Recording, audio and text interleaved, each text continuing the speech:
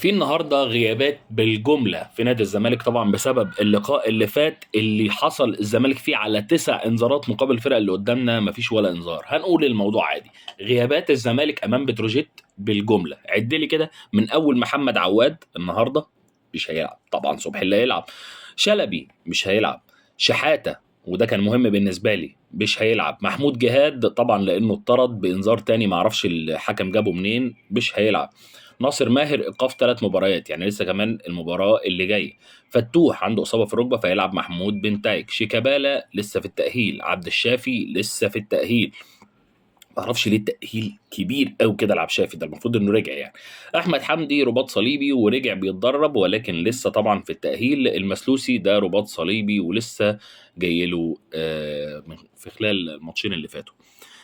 ايه رايك في قائمه الغيابات دي؟ قائمه ده تشكيل بيلعب، ده تشكيل كامل بيلعب. مين هيعوض غيابات الناس دي كلها؟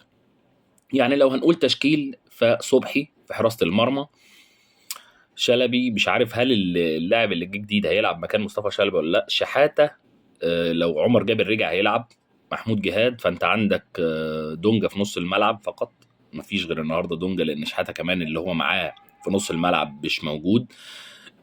فتوح عندك محمود بن تايج، شيكابالا كده كده ما كانش بيلعب اساسي، عبد الشافي برده ما كانش بيلعب اساسي، احمد حمدي طبعا كان اساسي ولكن مش موجود، فالنهارده لازم عبد الله السعيد يكون موجود، يعني لازم عبد الله يكون موجود في الارض، عبد الله مش موجود في الارض انسى انك تلعب لقاء حلو اساسا. اتمنى الزمالك الايام اللي جايه يدور على صالح جمعه، صالح جمعه لعيب بس تضمن ان هو يكون يعني يهتم شويه بالكوره، صالح جمعه من اللعيبه اللي ظلمت نفسها قوي في كره القدم. سلام.